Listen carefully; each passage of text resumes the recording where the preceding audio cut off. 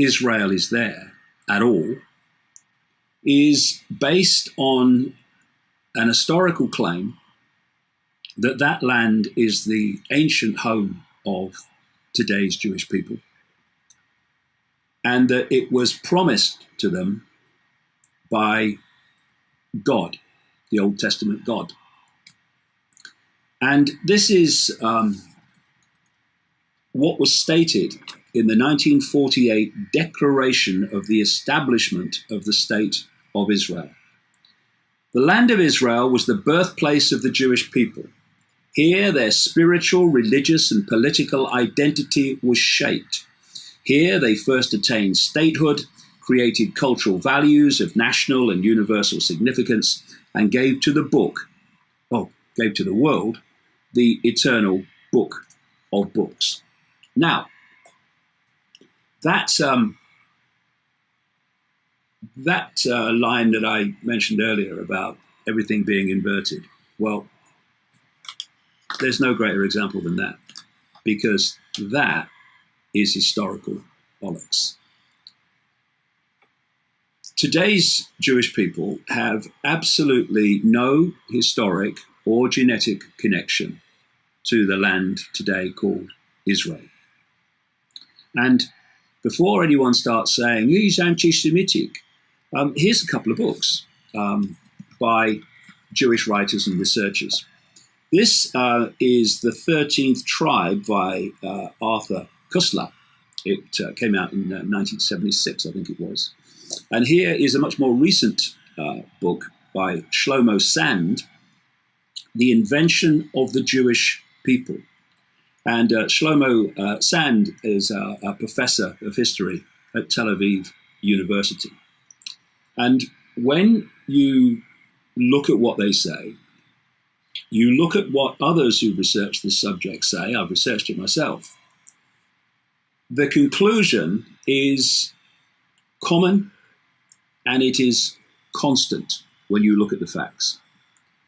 The Jewish people of today do not originate from the ancient land of Israel, but from a land, an empire in the Caucasus known once as Khazaria, home of the Khazars. And they almost certainly ended up there from ancient Sumer Babylon, what we now call Iraq, but you can certainly pick them up in Khazaria. And what happened was this. On one side of Khazaria was the Christian Empire. On the other side was the Muslim Empire. And the king of Khazaria, King Bulan, possibly to avoid being absorbed by either, had a mass conversion in 740 AD to Judaism. And the king of Khazaria was called the Kagan. And that is why Kagan is such a common Jewish name to this day. Also, when you look at what they call the Jewish nose, I mean, all races have got different genetic traits, and people talk about the Jewish nose or whatever. That is not a trait of Israel, the land of Israel. It is a trait of the Caucasus. And so what we're looking at is a situation in which a whole nation of people, the Palestinians, have had their land taken over on the basis of an absolute historical lie. Because what happened is when the Khazaria Empire broke up, not least through invasions from the east, Far East, those people converted to Judaism, who became intergenerationally followers of Judaism. They moved north up into Lithuania, into Russia, into Poland. And then eventually they moved across into Germany and Western Europe. And it was those people, by then known as Ashkenazi Jews. Ashkenazi Jews are the vast, vast, overwhelming majority of Jewish people today, straight from the Khazaria Empire. They were the ones that were treated so horrifically by Hitler, and then moved to create the State of Israel in 1948, based on that historical lie, and also many to America. And Arthur Koestler sums it up in his book, The 13th Tribe, when he says this, talking of this situation about the origins out of Khazaria. It would mean that their ancestors come not from the Jordan, but from the Volga, not from Canaan, but from the Caucasus, once believed to be the cradle of the Aryan race. That's what we get the term Caucasian from, used for white people in America. And that genetically, Koestler says, they are more closely connected to the Hun, Uyghur, and Magyar tribes than to the seed of Abraham, Isaac, and Jacob. Should this turn out to be the case, he says, and it does, and you've got to look at other people's research like Shlomo Sand, etc. Should this turn out to be the case, then the term anti-Semitism would be void of meaning, based on a misapprehension shared by both the killers and their victims. The story of the Khazar Empire, as it slowly emerges from the past, begins to look like the most cruel hoax which history has ever perpetrated. And on that cruel hoax has come all that has followed. I'm going to go into the implications of that today because it's got massive implications for what's happening as I speak. And that mention there of anti-Semitism is another one of those, inversion. Because the Khazars were not Semitic people. The term Semitic doesn't refer to a race, it refers to a language group. And that language group overwhelmingly consists of peoples and nations, wait for it, that today we now call Arab. So the Semitic races are the Arab races. And yet, to challenge the horrific actions of Israel, or to challenge the manipulations of the House of Rothschild and Henry Kissinger and all these people, you get called anti-Semitic, which again is a laughable inversion of the truth and the way things really are. So let's work our way through the story.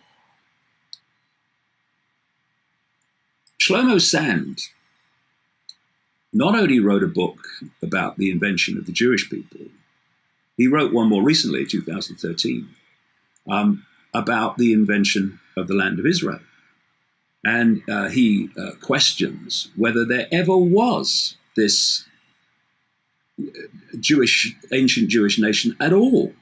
And when you think about it, it's all based on ancient texts, biblical texts, written by who knows when, in who knows what circumstances, and based on the fact that some God, some angry, vicious, bloodthirsty God of the Old Testament, decided to award to Abraham and all his successors and what have you, the land of Israel. Now, even if you follow the biblical texts, then it wasn't a land that was theirs from the start. They colonized it. You know, the whole story of Moses and going into the promised land They colonized it with God, on the sidelines, cheering them on, saying, kill them all, slaughter them. I don't care who it is, men, women, children, anything, kill them. And of course, that mentality still prevails when you look at current events. And the story of the Khazar origins of today's Jewish people. And those that haven't, read my books or read these books will be very surprised at this, I'm sure. But for a long, long time, that was a legitimate or considered a legitimate part of Jewish historical research. And then suddenly, the lid was put on it, and it was suppressed so that it became ridiculed. You were attacked if you went there. And there was a systematic effort to wipe the truth of today's Jewish origins in Khazaria out of mainstream history. In fact, let me read you a little quote here from Shlomo Sand's book, The Invention of the Jewish People. He says here, from 1951 to the present moment, not a single historical work about the Khazars has appeared in Hebrew, nor was Pollock's Khazaria ever reissued.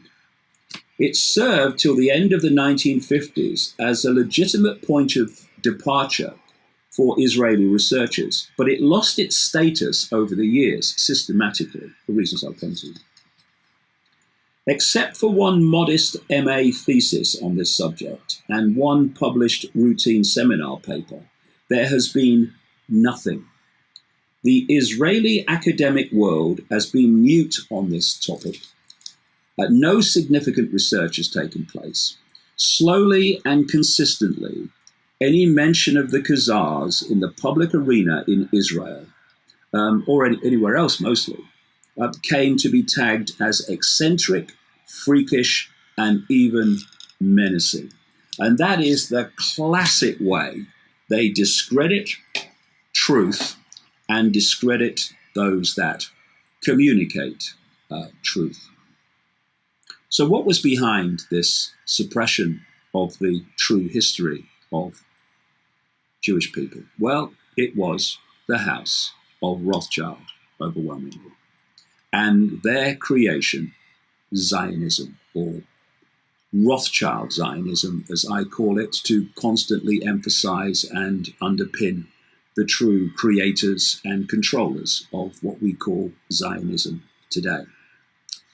Because Rothschild Zionism has worked to make itself an interchangeable term with Jewish people. So if you challenge Zionism, you're anti-Semitic. Well, you're not, for reasons I've explained, but you're anti-Jewish. When large numbers of Jewish people oppose Zionism, some of them vehemently. And the manipulation of information led the Zionist conspiracy to produce a fake history or emphasize a fake history of Jewish people today, and to suppress the true history. And Zionism is not about race. It's not about race. It's in its play out in the public arena expression. It is merely a political movement that supports a homeland for Jewish people in Israel. But at its core, this is the point, at its core, its inner core, its Rothschild core, it is a secret society. A secret society that locks into the rest of the web and moves as one unit towards this global tyranny I'm exposing. And so when you see 2%, less than 2% of American people are Jewish. Significantly less than that number will actually be Zionists and supporters of Zionism. And a heck of a lot less than that number will be attached to the secret society level of Rothschild Zionism.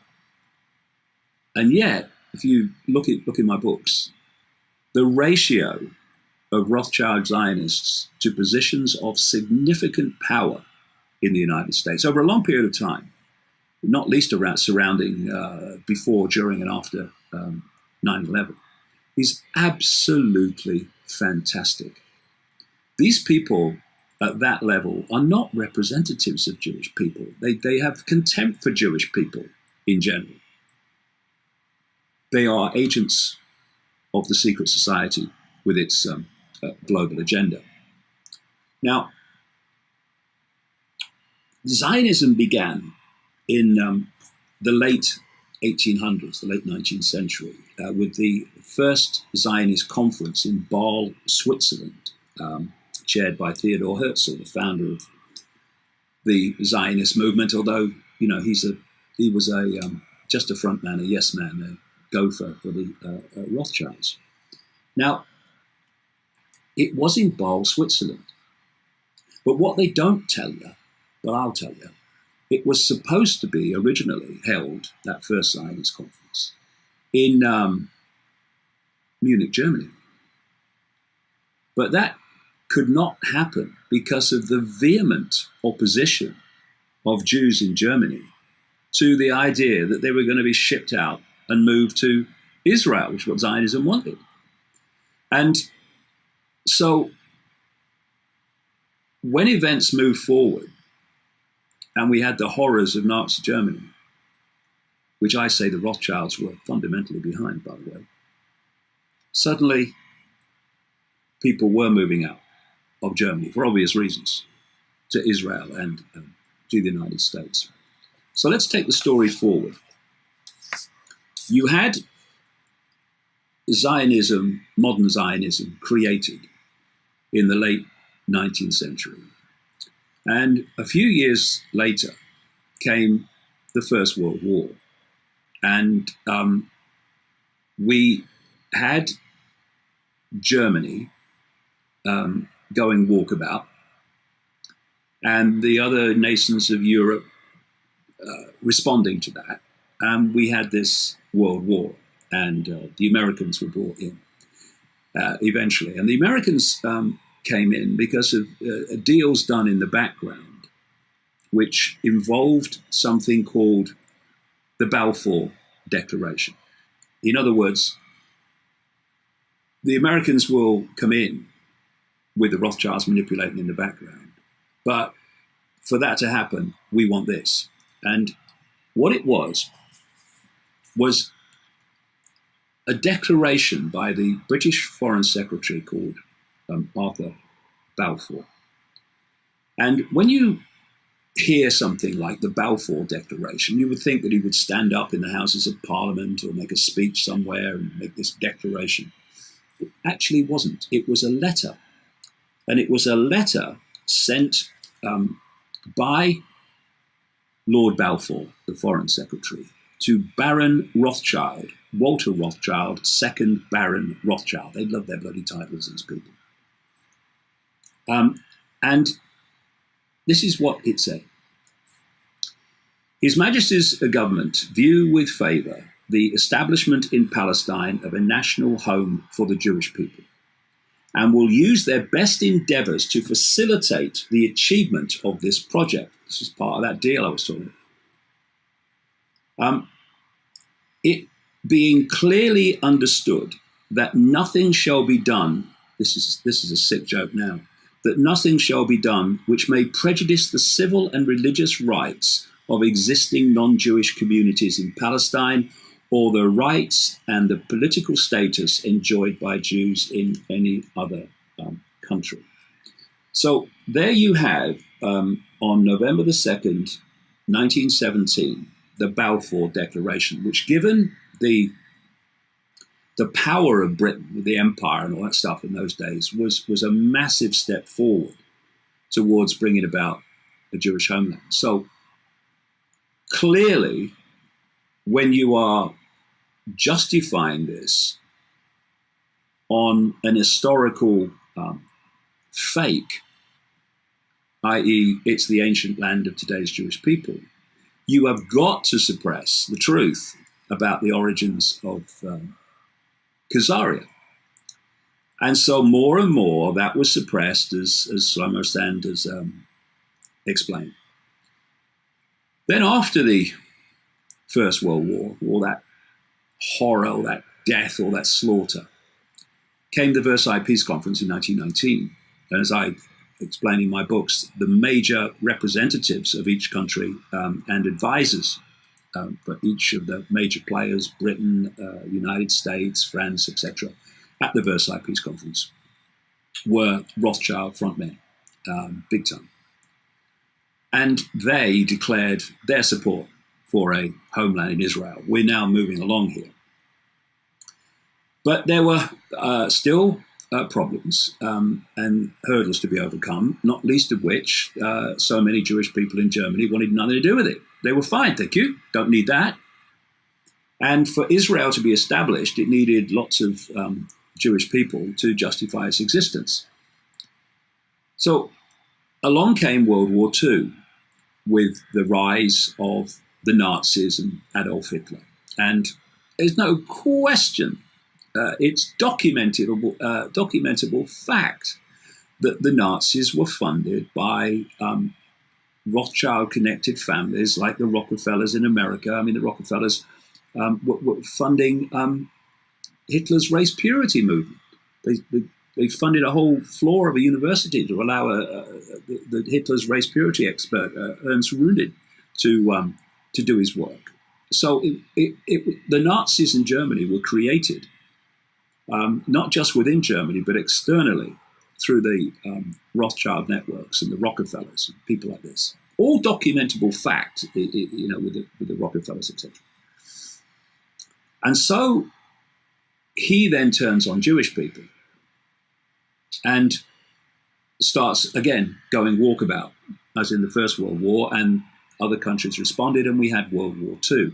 We also had the concentration camps and the horrific treatment of Jewish people in Germany, and other people too, like communists and disabled people, other people that the Nazis didn't like. And then, as a result of that horrific treatment in Germany, and,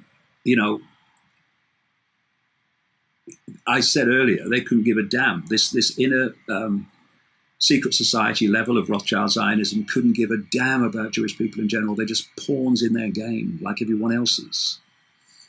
And because that horrific treatment led to an outpouring of kind of horror. And from that came the pressure to allow the homeland in Israel based on this historical lie. And so the movement began. And there was a whole nation of people there at the time, Palestinians. And it turns my stomach when I see Israeli politicians and leaders condemning terrorism and we only want peace. Israel has never wanted peace at the level of the regime, because it's always done the opposite. And when the Jewish people started arriving in numbers, because Jewish people had lived in Palestine for a long time, and they got on fantastic with the Palestinian people. And in fact, some of the most vehement opposers of this mass influx of Jewish people out of Germany and elsewhere were Jewish people who already lived there, because their lifestyle and their way of life and their interaction with the Palestinians also went up in smoke, literally, often. And the Jewish leadership that established itself in Germany, and all of them answerable to, in Israel, all of them answerable to the Rothschilds, then created terrorist groups like Ergun and the Stern Gang, and they started doing horrific terrorist acts to terrify the Palestinian population. And in the end, their grotesque actions led to something like 800,000 Palestinian people leaving their homeland in terror at the terrorism of the Jewish regime that was establishing itself in Israel. And you had people who became prime ministers, like Menachem Begin, Yitzhak Shamir, and others. They were operatives in these terrorist groups who then went on to be prime minister and condemn the terrorism of others. Extraordinary hypocrisy. So what we then had was the establishment of Israel in part of Palestine. But that was never how it was meant to end. It was going to be a process of constant acquisition until they had the bloody lot, and indeed created this greater Israel, which it is claimed that God, the Old Testament God again, gave to Abraham from the river in Egypt, the Nile, across to the Euphrates in what is now Iraq. And that includes parts of Syria, obviously parts of Iraq, and Jordan and other countries. And we're seeing that unfolding, this progressive acquisition. So one of the means that's been used has been to entice or manipulate attempted invasions of Israel, because thanks to the United States and not least Britain as well, they have vast superiority in weaponry in the military. And so when there have been invasions, or attempted invasions, the great superiority of the Israeli military has pushed it all back into those countries, and then they've kept it. And so we had the realigning of what constituted Israel at the time of the 1967 war, and then others. And then we've had the, again, progressive takeover of lands which the Israeli regime is occupying against international law. But they can do anything they really like, because the Rothschilds control Israel, and the Rothschilds control America, and the Rothschilds control Britain, and the Rothschilds control the UN. So, anything goes. What would be roundly condemned in any other country, like Iran, is just excused when Israel do. They're just defending themselves by slaughtering civilians. Yeah, okay. So progressively, the so-called settlements have taken more and more and more and more land. And when you see now what is left of Palestinian land, it is pathetic compared with what the situation was in even 1948, when the State of Israel was established. And so what we're seeing in current times is the continuation of this progression. And if people are going to be streetwise to see what's going on, they have to loosen their focus and their obsession with sides, with black and white sides. That's not how it works. If you want to control a football match, in other words, you want to control a situation, if you control one side, you're not going to control the football match or the situation. You're going to influence it, yes, but you're not going to control it, because there's another side you don't influence or control. And so the game is to control and manipulate through the other side as well, and through the UN and the United States also control the referee of the game.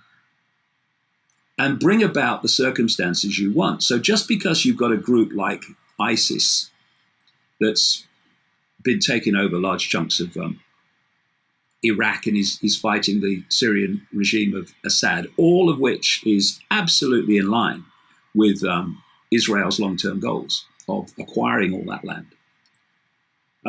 Just because they call themselves Muslim fanatics doesn't mean that at the core they might be controlled by something else. They are. And they're controlled from the United States, and if they're controlled from the United States, they're controlled from Israel. And that doesn't mean that every one of these lunatics with their guns and their black flags is in on the game. Most of them are not. They don't have to be. You get a fanatic who hasn't got two brain cells to rub together, and you wind them up and you tell them it's about jihad and it's about, fighting for Allah and God and all that bloody nonsense. And they'll go and do your bidding, believing that's why they're doing it. But at the core, they're not doing it for that reason at all. And it's always been interesting to me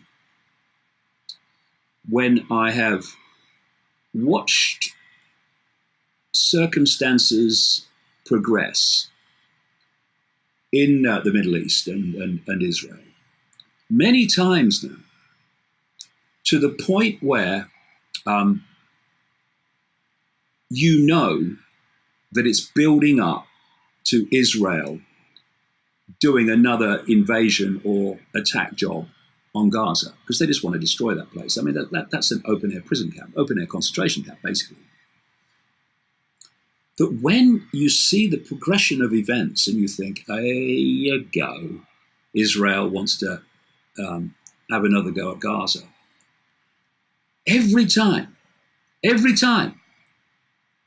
rockets, pop gun rockets compared with what Israel has, yes, but rockets start getting fired out of Gaza at Israel.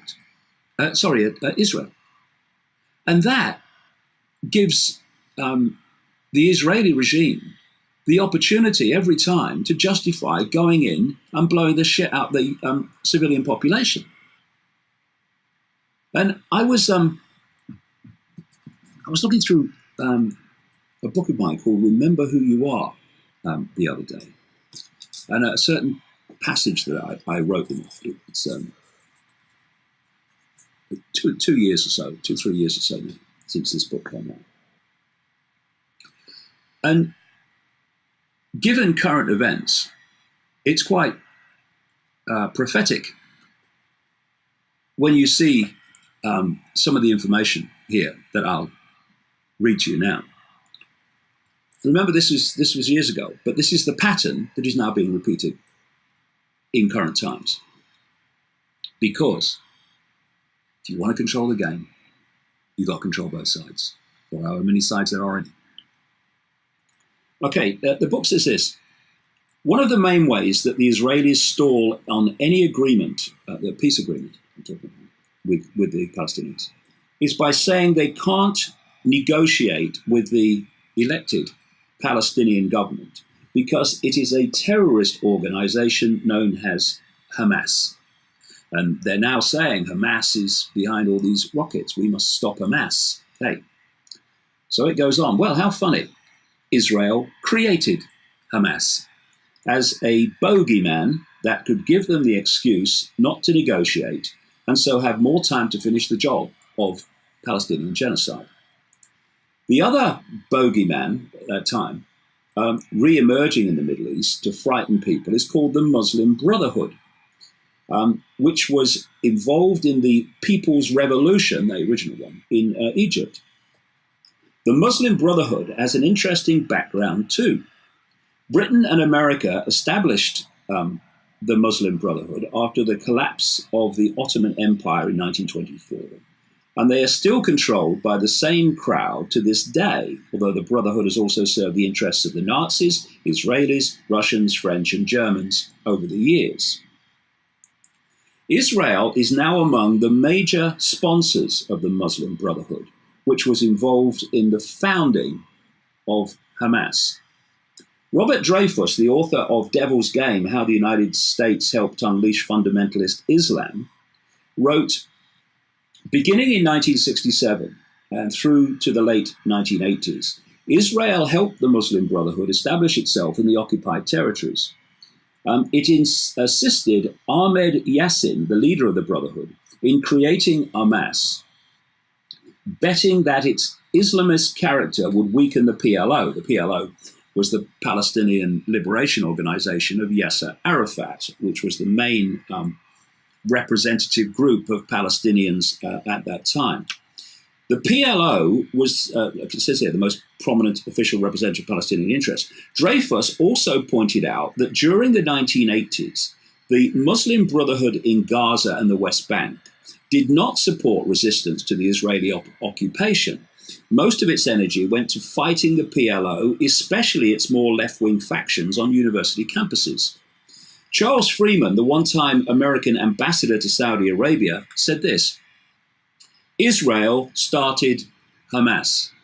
It was a project of Shin Bet, that's Israel's internal intelligence agency, which had a feeling that they could use it to hem in the PLO. David Shipler, a reporter on the New York Times, quotes the Israeli military governor of Gaza as saying that Israel financed Islamic fundamentalists to oppose the PLO. And this is what Shipler said. Politically speaking, Islamic fundamentalists were sometimes regarded as useful to Israel because they had conflicts with the secular supporters of the PLO. Violence between the two groups erupted occasionally on West Bank University campuses. Divide and rule, divide and rule. Israeli military governor of the Gaza Strip, Brigadier General Yitzhak Segev, once told me how he had financed the Islamic movement as a counterweight to the PLO and the communists. The Israeli government gave me a budget and the military government gives it to the mosques, he said. And Yasser Arafat, the head of the PLO, told an Italian newspaper, Hamas is a creation of Israel, which at the time of Prime Minister Shamir, brackets terrorist, gave them money and more than 700 institutions, among them schools, universities, and mosques. Arafat said that the Israeli Prime Minister Yitzhak Rabin had told him in the presence of Egypt's President Mubarak that Israel had supported Hamas. It goes like this. It says this is in the book. Every time there is any chance of a peace agreement which would commit Israel to an outcome that it doesn't want, Hamas or the Muslim Brotherhood carry out a terrorist attack, or Mossad does, the Israeli intelligence arm, military intelligence arm. And this is used as the excuse to end negotiations. Israel orders its agents in Hamas to start firing the military equivalent of pea shooters at Israel to justify the state-of-the-art bombing and mass murder of Palestinians in retaliation. Hamas representatives who won't play ball with Israel are the ones that are targeted. Now, I mean, look at that line. Israel orders its agents in Hamas to start firing the military equivalent of pea shooters at Israel to justify state-of-the-art bombing and mass murder of Palestinians and in retaliation. This was written some years ago, and we're seeing it repeated again now. It's so important that people do not see the world in black and white. It's not like that. You're meant to see it like that. That's the way it's presented, but that's not how it is. And just because people call themselves one thing doesn't mean they're not working for that which they say they oppose. And we, oh dear, I'm sweating today. It's a really hot day in here. If you're around the world, it's been a really hot week in England, and it's boiling in it. Anyway, one of the things that has come out in the last few days is that this idea of the suggested ceasefire, which was supposedly brokered by Egypt and agreed to by Israel, and that the claim is that Hamas wouldn't play ball, and therefore the fact that Palestine civilians go on getting killed by Israeli weaponry is the fault of Hamas because they could have had a ceasefire. Well, when you look at the background to that, that's another inversion. And guess who was involved? Guess who was involved in brokering and bringing about that alleged ceasefire offer? Only Tony Blair, the Middle East envoy, supposedly neutral, but actually the Middle East envoy to Israel. And anything that Blair's involved in, anything that Netanyahu's involved in, and we've got this dictator, what's his name, Al-Sisi, or his bloody name is, in Egypt, he's a military dictator. Anything any of them are bloody involved in is a scam. And what was happening is that people have been so sickened by the killing of Palestinian civilians and children in this manufactured attack on Gaza, the latest, that Israel were big time losing the public opinion, what they call the propaganda war, and they had to find a way around that. So they manipulated this alleged offer of a ceasefire, which almost certainly was not communicated to Hamas. And the whole thing was meant to fail. Because now, and you'll hear these Israeli leaders going on now they're saying, oh, well, they could have stopped it, but we offered, but they kept firing their pop guns, and we've got to go back with state-of-the-art weaponry to defend ourselves. So it's all a game. And it's a game that has been going on all this time. And fundamental to it has been to maintain the lie of justification. Staggering as it seems when you've got a brain that's actually on active duty. That Israel, as a homeland for the Jews, is justified because God gave it to them, according to some texts no one knows where it came from. And to maintain that lie, the truth about the real origins in Khazaria have to be suppressed.